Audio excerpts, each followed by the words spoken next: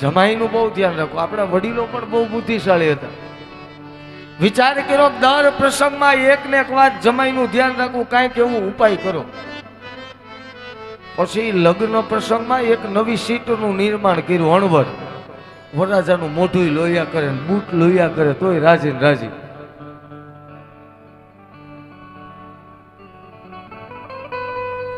અહીંયા સાહેબ બ્રહ્મસત્ર ભરાણું છે ને એક દેવ એવા છે, બીજા બધાને તો 56 ભોગ જોઈએ, સમયસર એની પૂજા કરવી પડે, મંગળા રાજભોગ આદિ સમયસર એમના દર્શન થાય પડે. સાહેબ એક દેવ એવા છે, શિયાળામાં કડકડતી ઠંડીમાં ભગવાન ભોળિયાનાથને જળનો લોટો ચડાવો ને એટલે ભોળિયો નાથ રાજી છે. એક બિલી પત્રમ એક પુષ્પમ એક લોટા જલ કી દાત, દયાલુ રીજ કે દેત હૈ ચંદ્રમૌલી ફલચાર. જોજો, દેવનો દેવ કોઈ હોય તો મહાદેવ છે. અને ઘણા ઘણા ધર્મોમાં તો મહાદેવનું નામ લેતા નથી. આવો કઈ કચરો મગજમાં હોય ને તો કાઢી નાખજો. કારણ કે આ જગતનો પહેલો કોઈ વૈષ્ણવ હોય ને તો દેવ નહીં, મહાદેવ છે. પેલી ભગવાન બાલકૃષ્ણની ઝાંખી કરનારો કોઈ દેવ હોય તો મહાદેવ છે.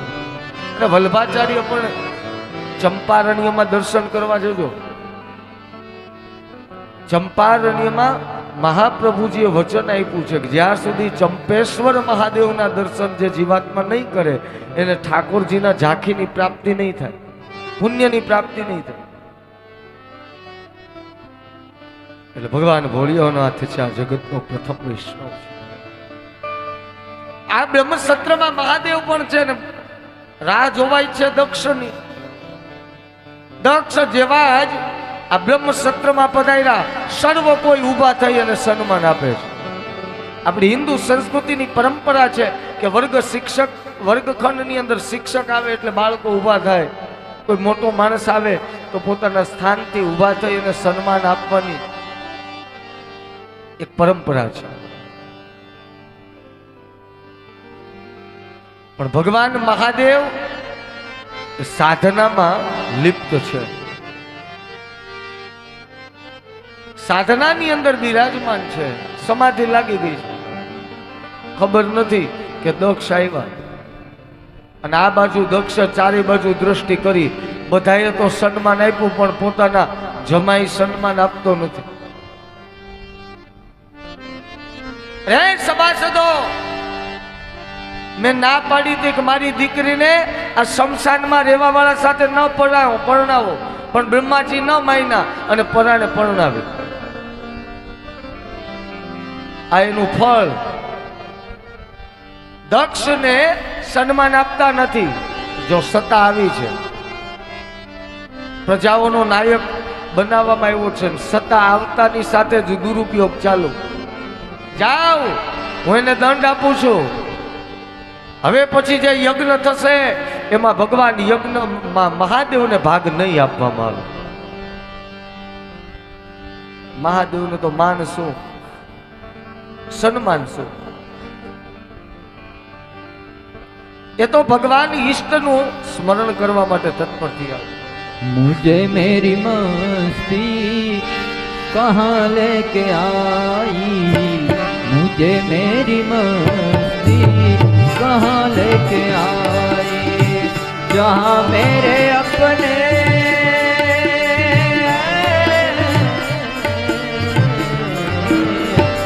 जहाँ मेरे अपने सिवा कुछ नहीं, जहाँ मेरे अपने सिवा कुछ नहीं, मुझे मेरी मस्ती कहाँ लेके आई, मुझे मेरी मस्ती कहाँ लेके आई।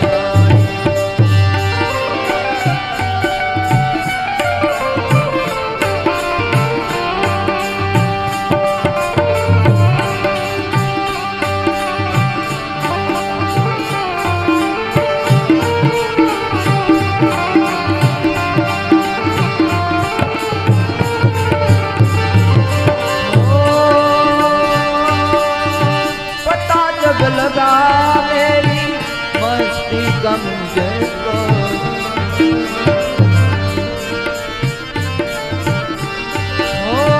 पता जब लगा मेरी मस्ती का मुझको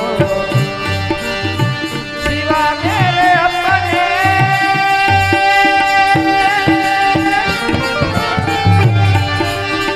सिवा मेरे अपने कहीं कुछ नहीं सिवा मेरे अपने कहीं कुछ नहीं मुझे मेरी मस्ती कहाँ लेके आई मुझे मेरी मस्ती कहाँ लेके आई मुझे मेरी मस्ती कहाँ लेके आई માન શું અપમાન શું? મહાદેવ તો પોતાના ઈષ્ટના સ્વરૂપની નામ સ્મરણ કરે છે. સમય વીતવા લાગ્યો. બ્રહ્મસત્ર ત્યાંથી વિખાણું છે, પણ હવે યજ્ઞો બંધ થયા. કોઈ પેલ કરવા વાળું છે નહીં. વિચાર કર્યો જો યજ્ઞમાં મહાદેવને ભાગ ન આપીએ તો મહાદેવ છે ક્રોધાયમાન થાય, જો ભાગ આપીએ તો દક્ષ ક્રોધાયમાન થાય. દક્ષે વિચાર કર્યો પેલ મારે જ કરવી પડશે. કનખલ ક્ષેત્ર હરિદ્વાર ક્ષેત્રની અંદર કનખલ ક્ષેત્રની અંદર યજ્ઞનો આરંભ કરવા માટે તૈયારી થવા લાગી છે. જોજો આત્મા નામ પુષ્ટતે મિતિ યજ્ઞ. યજ્ઞ કોને કહેવાય?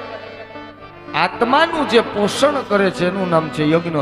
શરીરનું ભોજન એમ ખોરાક છે એમ આત્માનો ખોરાક છે ને યજ્ઞ છે. કોઈને વેર વાળવા માટે યજ્ઞ કરાય, વેર વાળવા માટે યજ્ઞ કરો ને યજ્ઞનો વિનાશ થાય.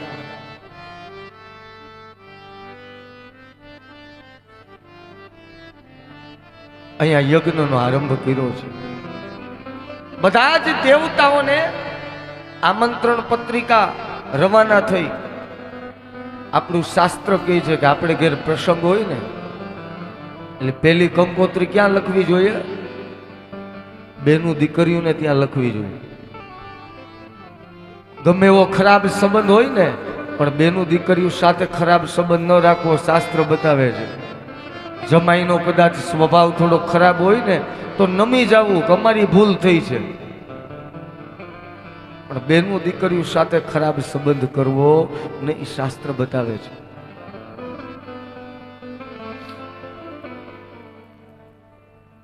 સમય વીતવા લાગ્યો છે. યજ્ઞની તૈયારીઓ થવા લાગી. ભૂખા નામના ઋષિ મુનિઓ યજ્ઞની તૈયારી કરે છે. અને આ બાજુ એક પછી એક વિમાનો પણ દેવતાઓના આ યજ્ઞમાં જવા લાગ્યા.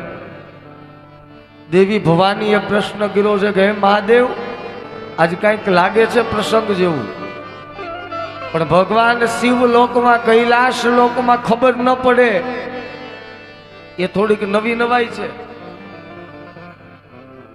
આપણે પણ હોય ને બે ઘરની અંદર બે ભાઈઓને ત્યાં સગા ભાઈઓ બોલતા ન હોય, આખા ગામને ખબર હોય, પાડોશમાં રહેતા હોય, અને એકને ત્યાં પ્રસંગ હોય ને તો પાડોશી આવે બોલાવે કે હાલો માંડવાનો ટાઈમ થઈ ગયો છે, આવું નથી. અહીંયા પણ થયું એવું.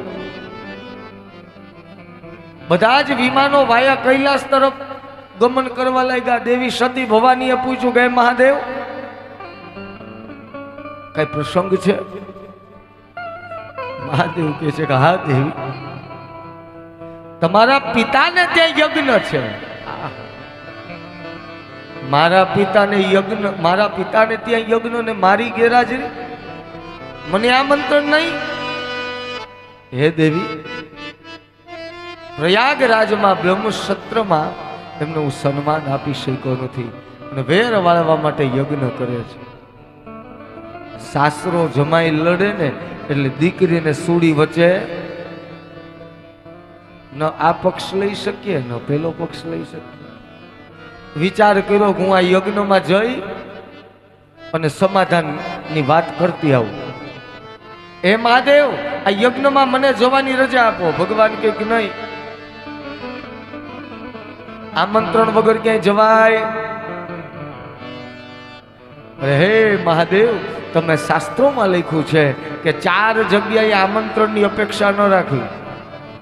એક સત્કર્મ, ભાગવત કથા, શિવ પુરાણ, દેવી ભાગવત, 18 પુરાણોનું માંથી એક પુરાણ હોય ત્યાં આમંત્રણ વગર આમંત્રણે જવાય. મિત્રને ત્યાં પ્રસંગ હોય ત્યાં વગર આમંત્રણે જવાય. ગુરુને ત્યાં પ્રસંગ હોય વગર આમંત્રણે જવાય. અને પોતાના માવતરને ત્યાં પ્રસંગ હોય તો પણ ત્યાં આમંત્રણની અપેક્ષા ન રાખી શકો. બહુ સમજાવ્યા છે દેવી. અને રાજહઠ, બાળહઠ, સાધુ હઠ અને ચોથું સ્ત્રી હઠ. દેવી માયના નથી. મહાદેવ કે બહુ તમારી અપેક્ષા હોય તો જાઓ.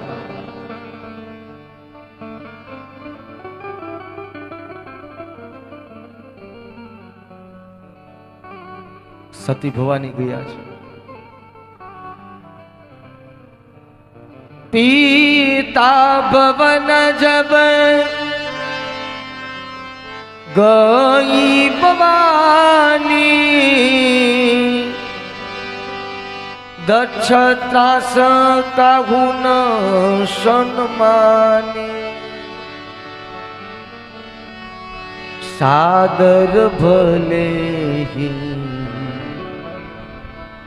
મિલી એક માતા, ભગિની મિલી બહુત મુશ્તા. દક્ષના ભયને કારણે દક્ષે જાહેર કર્યું છે કે જોજો આ યજ્ઞની અંદર આમંત્રણ તો નથી આપ્યું, પણ કદાચ શિવ અને ભવાની પણ આ યજ્ઞમાં આવી જાય તો કોઈએ તેમને આવકારો આપવો નહીં. અને જે પણ આવકારો આપશે ને એને હું દક્ષ દંડ આપીશ.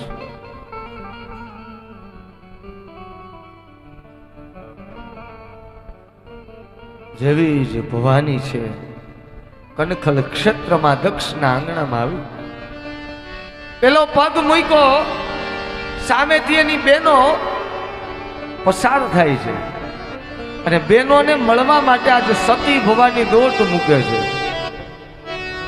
પણ સતી ભવાનીનું મુખારવિંદના દર્શન કરતા એમની બેનો છે એ મુખ છે વિરુદ્ધ દિશામાં મોડી દે છે. સતી ભવાનીનો પગ ભારે થયો કે ઓહો, લાગે છે ખોટી જગ્યાએ તો ઠીક, ખોટા સ્થાને પણ આવી ચૂકી છે. એમની બહેનો સતી ભવાનીનું મુખ જોઈ મુખ ફેરવી ગઈ છે.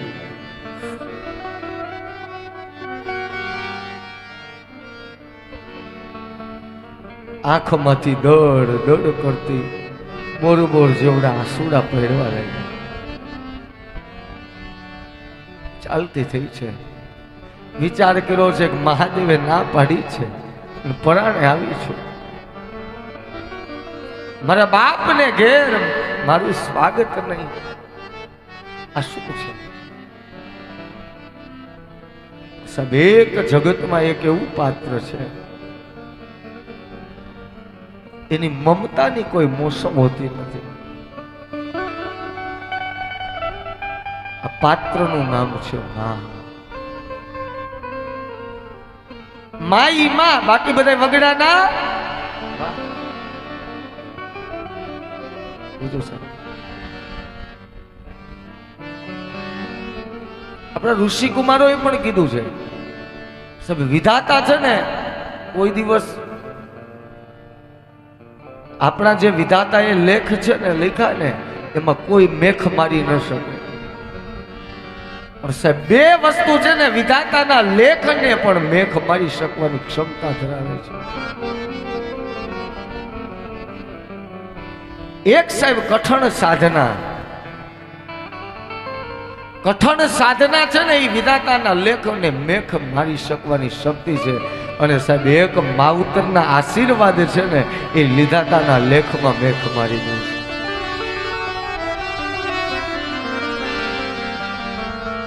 આ જગતમાં 3 પ્રત્યક્ષ દેવ છે. માતૃદેવો ભવ, પિતૃદેવો ભવ, આચાર્ય દેવ. અન્ય દેવતાઓની કદાચ પૂજા ન થઈ શકે, ત્રિકાલ સંધ્યા ન થઈ શકે, ઠાકોરજીની સેવા ન થઈ શકે, દાન કર્મ ન થઈ શકે, પુણ્ય કર્મ ન થઈ શકે, એકાદશીના વ્રત ન થઈ શકે, ઠાકોરજીનું નામ સ્મરણ ન થઈ શકે, તો આપણા ઋષિ કુમારો કહે છે કે સાક્ષાત માતા પિતા અને ગુરુ આ 3 દેવનું જો પ્રત્યક્ષ દેવ તરીકે પૂજા કરવામાં આવે તો વૈકુંઠની ટિકિટ કન્ફર્મ થઈ જાય છે. એમાં કોઈ શંકાને સ્થાન નથી. કદાચ ગણપતિ દાદાની પૂજા કરવામાં આવે તો ગણપતિ દાદા પ્રસન્ન થાય, માં ખોડલની પૂજા કરવામાં આવે તો ખોડિયાર પ્રસન્ન થાય, દ્વારિકાધીશની પૂજા કરવામાં આવે દ્વારિકાધીશ પ્રસન્ન થાય. પણ એક માવતરની પૂજા કરવામાં આવે ને તો 33 કરોડ દેવતાઓ એની ઉપર રાજી થઈ જાય છે.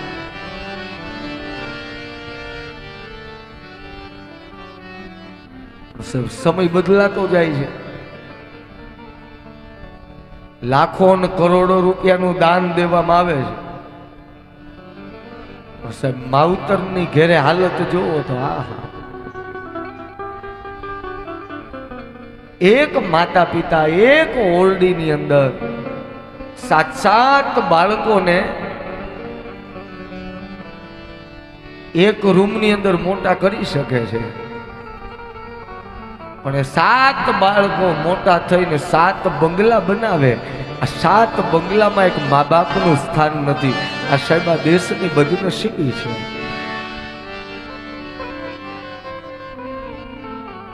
આપણે ઇતિહાસોના દર્શન કરીએ, આપણે યાદ કરો ભક્ત પુંડરીકને. સાહેબ ભગવાનની એવી સેવા, માતા પિતાની એવી સેવા કરી, એવી સેવા કરી. સાક્ષાત વિઠ્ઠલનાથજીનું પ્રાગટ્ય થયું કે ભક્તરાજ તારી પિતૃ ભક્તિથી પ્રસન્ન છું, માગ શું જોઈએ?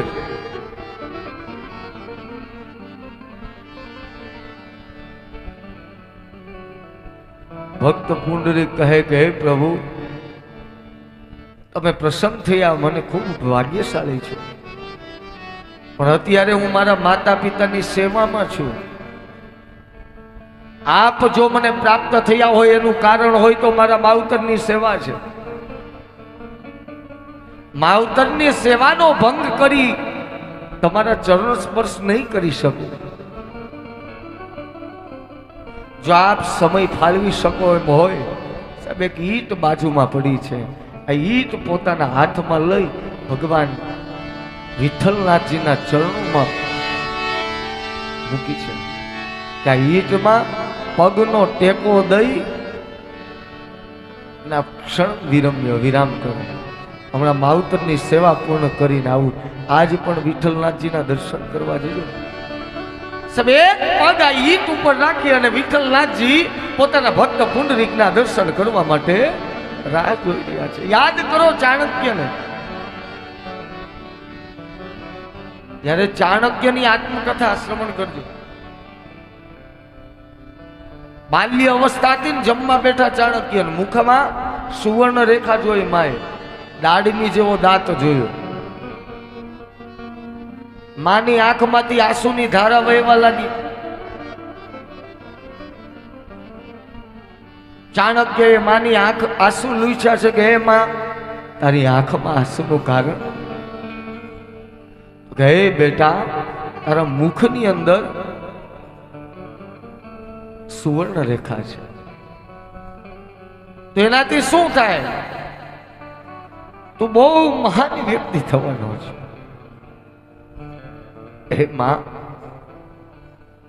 જો હું મહાન વ્યક્તિ થવાનો હોય તો માએ તો રાજી થવું જોઈએ, પણ તારી આંખમાં અશ્રુનું કારણ? હે બેટા, જેટલા વ્યક્તિ મહાન થયા ને એ પોતાના માવતરને ભૂલી ગયા છે, પોતાની માને ભૂલી ગયા છે. એટલા માટે મારી આંખમાં આંસુ છે. સાહેબ નાનો એવો બાળક ચાણક્ય એક ચટણી વાટવાનો પથ્થર હાથમાં લીધો છે. ચટણી વાટવાનો પથ્થર હાથમાં લઈને મુષ્ટિનો પ્રહાર કરીને દાંતને તોડીને માના ચરણોમાં મૂક્યું છે. હે માં, મારા ને તારા પ્રેમ વચ્ચે જો દાંત હોય ને તો મારે મહાન વ્યક્તિ થવું નથી, મારે તો માના ચરણોમાં રહેવું છે. તે દિવસે માના શબ્દો છે કે હે બેટા, અત્યાર સુધી તો મને એમ હતું કે તું મહાન વ્યક્તિ થાઈશ કે નહીં થાય, થઈશ કે નહીં થાય, પણ આજ જા તને આશીર્વાદ આપું છું કે આ જગતમાં તને મહાન વ્યક્તિ થતા કોઈ ન અટકાવી શકે. આ એક માના આશીર્વાદ છે.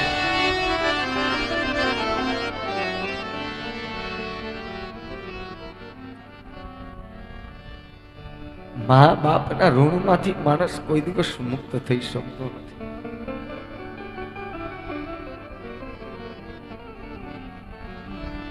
માતા અમી કેરો છોડ છે હો રામ, મહાદેવ ડોલર જેવા બાપ જો જગમાં માવતર પાછા નહીં મળે હો રામ, જગમાં માવતર પાછા નહીં મળે હો રામ. એ જી જગમાં માવતર પાછા નહીં મળે હો રામ, રે જગમાં માવતર પાછા નહીં મળે.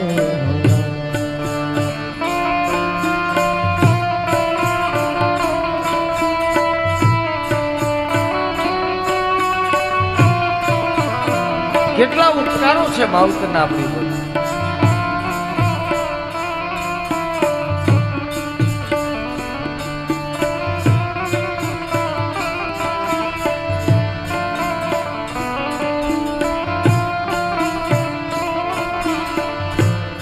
હે નવ નવ મહિના ઉદર રાખ્યા રામ, નવ મહિના ઉદર રાખ્યા હો રામ, જન્મ તે દઈને મોટા કર્યા હો રામ, જન્મ તે દઈને મોટા કર્યા હો રામ. ન દુભાવશો માવતરના દિલ જો જગમાં માવતર પાછા નહીં મળે હો રામ, ન દુભાવશો માવતર ના દિલ જો જગમાં માવતર પાછા નહીં મળે હો રામ. માં એ ગુજરાતી ભાષાનું એકાક્ષરી કાવ્ય છે. માં શબ્દમાં જે મધુરતા છે અન્યત્ર નથી. માં માં માં કહેતા આહલાદિક થાય છે. મોઢેથી કહું માં ત્યાં હોશે નાનપણ સાંભળે, પછી મોટપની બધી મજા મને કડવી લાગશે કાલે. ભગવાને પણ જ્યારે જ્યારે માને માધ્યમ બનીને ઉતર્યા છે ને ત્યારે વધારે પૂજાણા છે. રામ અને કૃષ્ણના જેટલા મંદિર છે એટલા ઋષિ અને બ્રાહ્મણના નથી. કારણ રામ અને કૃષ્ણને માં છે અને માના ઉપકારો કેટલા છે. ખોળામાં બેસાડીને ખવડાવતા હો રામ, ખોળામાં બેસીને ખવડાવતા હો રામ. માયા છે યમી રસ પાન રે જગમાં માવતર પાછા નહીં મળે હો રામ, હે પાયા છે કાયમી રસ પાન રે જગમાં માવતર પાછા નહીં મળે હો રામ.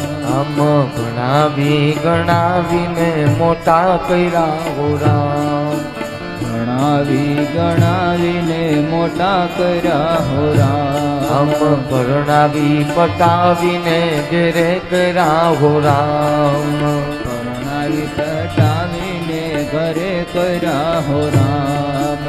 બધું ભાવશો માવતરના દિલ જો જગમાં માવતર પાછા નહીં મળે ગોરા. હે ધીરે જગમાં માવતર પાછા નહીં મળે હોરા.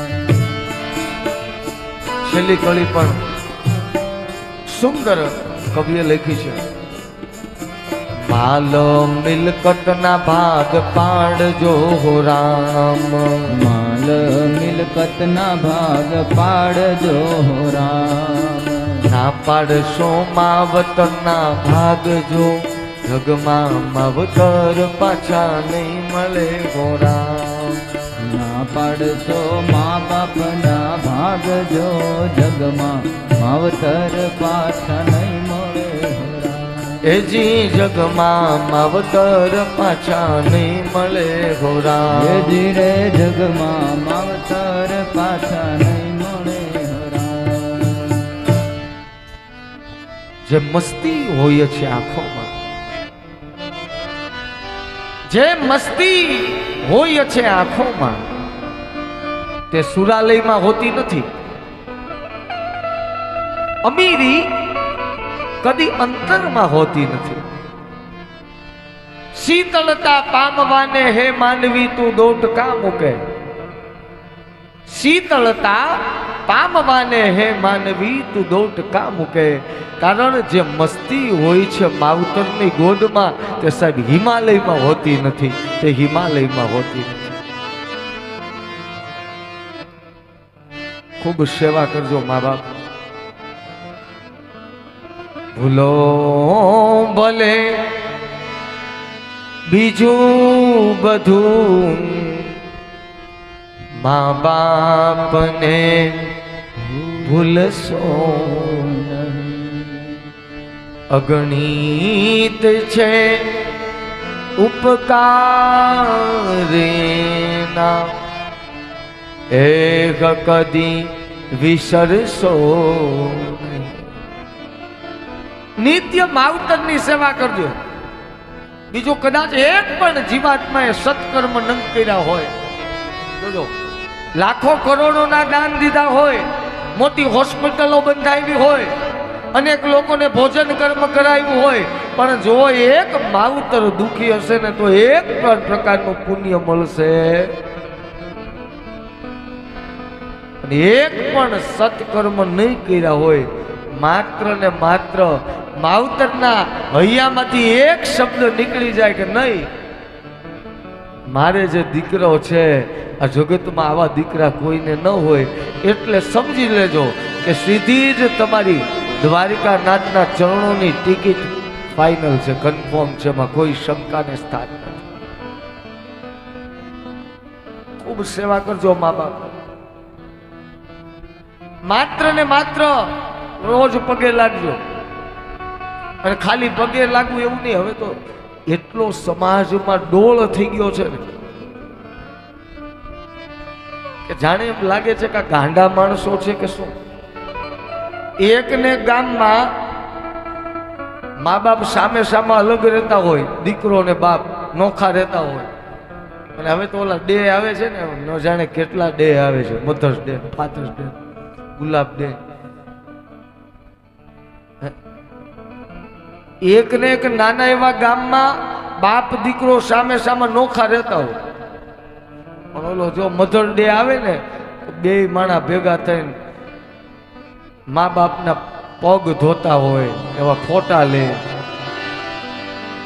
પછી પાણી પીવે. સમાજ ડોળ વાળો સમાજ થઈ ગયો છે. આવી બહુ ફેશનની આવશ્યકતા નથી, બહુ દેખાવો કરવાની જરૂર નથી. એમાં આવા ક્યાંક ડે આવે ને ત્યારે તો આપણે મોલા સોશિયલ મીડિયામાં જોઈએ એમ થાય કે ઓહો આખા જગતમાં બધા શ્રવણ જ લાગે.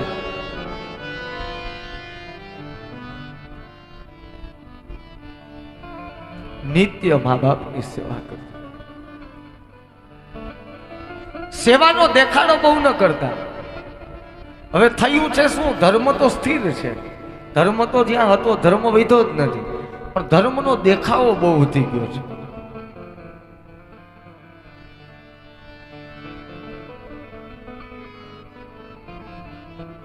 નિત્ય મા બાપની સેવા કરજો.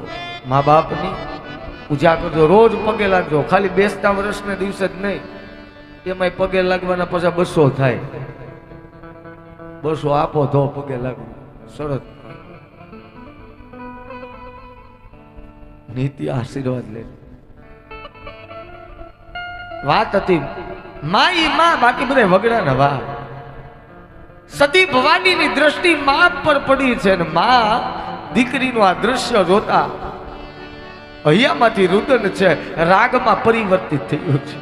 દોટ મૂકી છે અને માને ભેટી પડી છે કે માં મારી આ સ્થિતિ, બાપને ઘેર દીકરીનું આવું સન્માન. માં કહે છે બેટા ચિંતા ન કર, તારા બાપની બુદ્ધિ બગડી છે પણ બધાય સારાવાના થઈ જશે.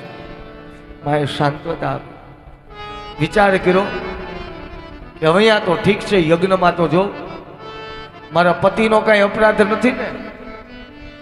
સતી ભવાની યજ્ઞ શાળામાં પધારે છે, જ્યાં ઋષિમુનિઓ સ્વાહા સ્વાહાનો નાદ કરી રહ્યા છે. એક પછી એક સ્થાપન, ઈશાન ખૂણામાં મહાદેવનું સ્થાપન નથી. અને સતી ભવાની બરોબર યજ્ઞશાળામાં સ્વાહા સ્વાહા સ્વાહાનો નાદ થયો. અને એ જ સમયે સતી ભવાની ત્યાં પહોંચ્યા છે.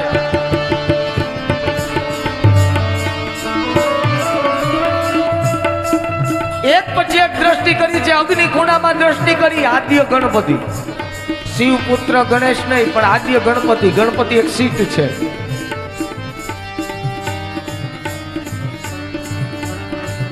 એક પછી એક સ્થાપન જોયા છે. અને જ્યાં ઈશાન ખૂણાની અંદર દ્રષ્ટિ કરી છે, ઈશાન ખૂણાની અંદર મહાદેવનું સ્થાપન નથી. આ જોતા જ સતી ભવાનીને ક્રોધ, એમની આંખ છે, નેત્ર છે, તામ્રમય બન્યા છે. હે ઋષિ મુનિઓ, મારા બાપને તો બુદ્ધિ નથી, તમને પણ. શાસ્ત્રોનો નિયમ છે કે જે યજ્ઞની અંદર મહાદેવનું સ્થાપન નહીં હોય એ યજ્ઞ અધૂરો છે. હે પિતાશ્રી, બાપને ત્યાં એક દીકરી તો પોતાનું અપમાન તો સહન કરી શકે, પણ મારા પતિનું સમાન પતિનું અપમાન હું નહીં સહન કરી શકું. પોતાના શરીરમાંથી અગ્નિને પ્રગટ કર્યો છે.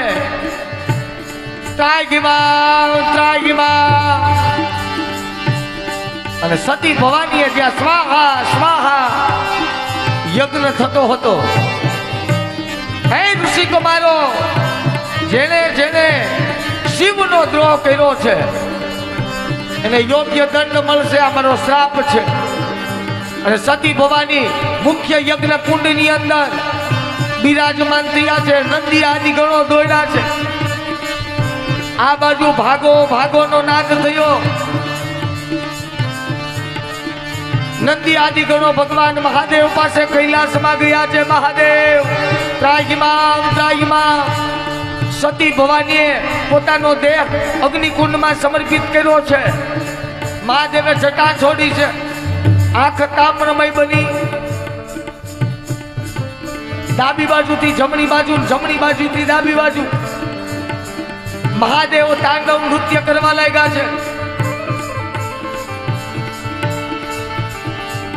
એ શૈલ શૃંગ સમ વિશાળ,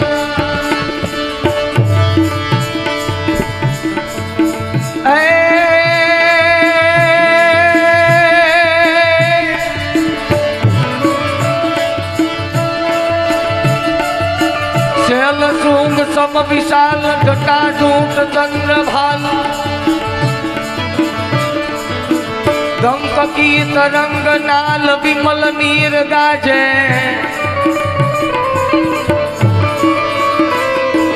લોચન ત્રે લાલ લાલ, ચંદન સી ગૌરી બાલ, કુમકુમ સિંદૂર ગુલાલ, ભૃકટી વરસાજે.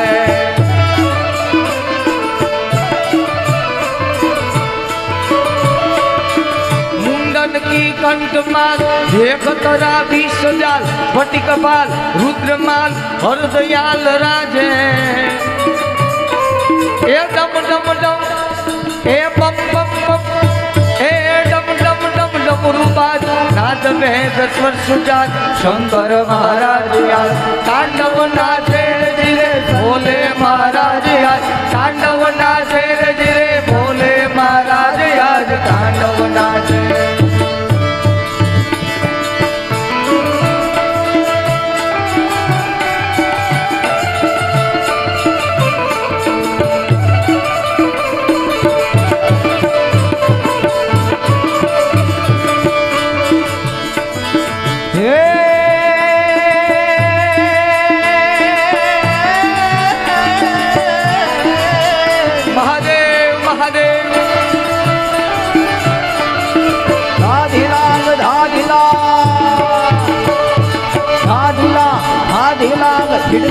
हिड़कट धेला बल कमर जग मधुर विष्णु कारवाने सर सर सर गग गग गग संगम पग ब्रह्म कर विनाधर नारद सारद सर राधे किन्नर गंधर्व सब कारण असर सर धम अर्थ काम मोक्ष सो परोक्ष आए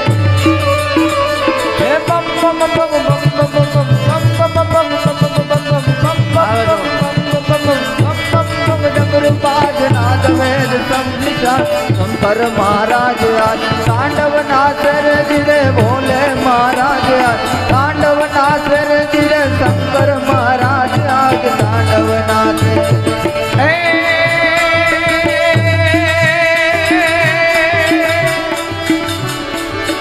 लपट से शीश बाल दीपत है चंद्रबाल वहे गम घटामाल धुंधमाल राजे महादेव रुक्मिणी त्रिनेत्र लाल सर्पकंठ भुज विशाल वहे गम घटामाल धुंधमाल राजे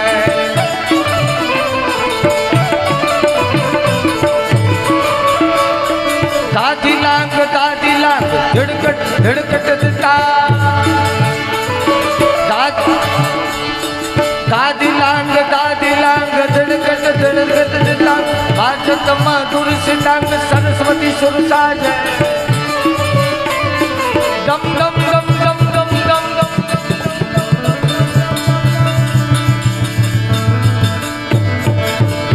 हे पम पम पम डमरू बाज नाद वेद स्वर सुजात शंकर महाराज याद तांडव नाचे धीरे भोले महाराज याद तांडव नाचे धीरे शिवजी महाराज याद तांडव नाचे शक्ति के रोसा शक्ति के रोसा जटा पर कमल वहे दिन रात डाक डमरू ना डमडमा शक्ति के रोसाद जटा पर गंग वहे दिन रात डाक डमरू ना डमडमाट शंख ना नाद करे जीव ने भजो जीव जे रात भोला ने भजो जीव जे रात जीव ने भजो जीव जे रात हे भोला ने तमने भजो जीव दिन रात जीव ने भजो जीव दिन रात એ જ સમયે ભગવાન મહાદેવે જટાને પછાડી છે જટાને પછાડતાની સાથે વીરભદ્ર નામના ભૈરવનું પ્રાગટ્ય થયું વીરભદ્ર ભગવાન કી આજ્ઞા કરી જગ જાઓ જેને જેને સતી ભવાનીનો અપરાધ કર્યો છે એને યોગ્ય દંડ આપો વીરભદ્રના ભૈરવ વિશાળ મહાકાય સ્વરૂપને ધારણ કર્યું છે પોતાનું શરીર છે એ વધારવા લાગ્યા છે અને જ્યાં યજ્ઞશાળા છે એ યજ્ઞશાળાની અંદર વીરભદ્ર જઈ અને સર્વ કોઈ ઋષિ કુમારોને રાક્ષસોને પકડી અને અવકાશ તરફ ફગોળવા લાગ્યા છે ભાગો ભાગો ત્રાહિમામ યજ્ઞ ચીન બંધ થયો પૂખા નામના યજ્ઞના જે આચાર્ય હતા એની દાઢી પકડી છે જેવો જ મુષ્ટિનો પ્રહાર કર્યો છે દાઢી અને પૂખા ઋષિ અલગ રુધિરની ધારાઓ થવા લાગી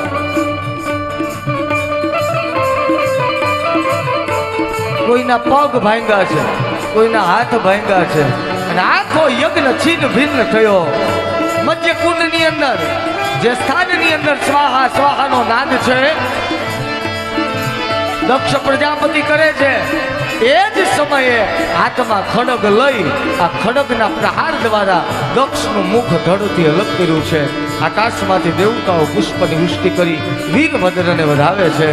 બોલીએ શ્રી વીરભદ્ર ભૈરવ ભગવાન કી જય. જેટલો જે દેવતાઓએ દૈત્યોએ અપરાધ કર્યો છે યોગ્ય દંડ આપ્યો છે. મહાદેવ સતી ભવાનીને ખભા પર બિરાજમાન અવકાશ તરફ પ્રસ્થાન કર્યું છે. જે સ્થાન પર દેવી સતીનો અંગ પડ્યા ત્યાં શક્તિપીઠોનું નિર્માણ થયું.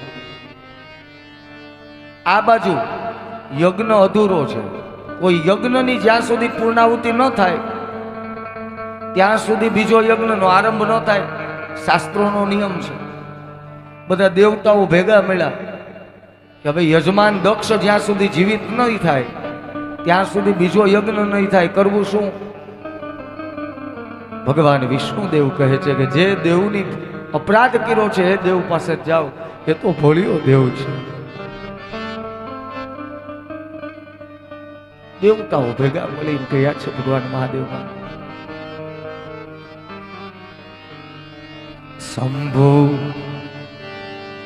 શંભુ શરણે પડી માંગુ ઘડી રે ઘડી કષ્ટ કાપો દયા કરી શિવ દર્શન.